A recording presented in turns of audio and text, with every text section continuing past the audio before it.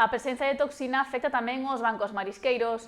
En Aguiñón levan semana e media pechados e o patrón maior pide precaución para que a xente non merque bivalvos a vendedores polas rúas ou estar afectado pola toxina e carecer de trazabilidade.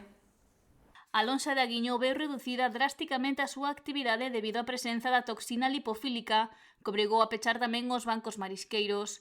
Hai unha semana e media que os profesionais non poden extraer ameixas nin navalla, circunstancia que se producía habitualmente hai 15 anos e que vende darse nos últimos 2 exercicios e que está a afectar os mariscadores.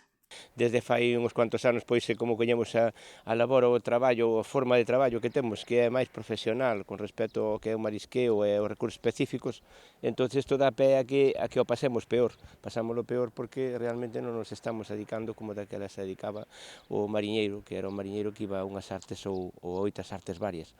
Entón, sendo así, cambiando un poquinho este modo de traballo, pois é verdade que é moito máis significante é moito máis preocupante o ver día a día que non temos o recurso aberto. Afirmou que nos últimos anos tamén mudou a forma de traballo do Instituto Tecnolóxico para o Control do Medio Mariño, impulsando analíticas diarias para coñecer a evolución da marea vermella.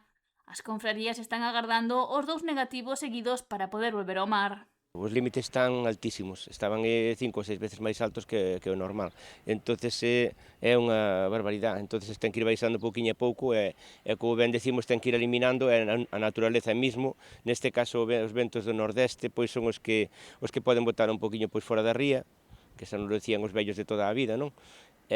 Bueno, esa é a esperanza que temos de que veñan un pouquiño os nortes nordestes e que vaya quitándose o que é a toxina que temos dentro do que é da ría e pouquiño a pouco pois ir volvendo á normalidade. E fixo un chamamento á prudencia da cidadanía ante a venta ilícita que pode estar habendo nas rúas.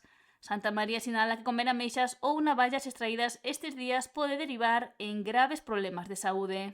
Moi dañino porque neste caso en casi todos os casos é dañino, pero pode darche ao mellor unha diarrea, pero nestes casos sí que está tan alta a toxina para unha persoa que lle vendan esta xente que é un irresponsable, que lle pode vender este marisco, pois pode darlle a cousas moi graves, incluído matalos, porque xente que está débil, tanto en defensas como en algún outro tipo de enfermedade, pois colle ese marisco nunha bolsa de calquera, pensando que está bo, pensando que as nosas rías están ben, e as nosas rías tamén. O que pasa é que son enfermedades que veñen e pasan, e cando, como se di sempre, cando a enfermedade ven, pois hai que ir para a cama, non hai que contagiar a ninguén.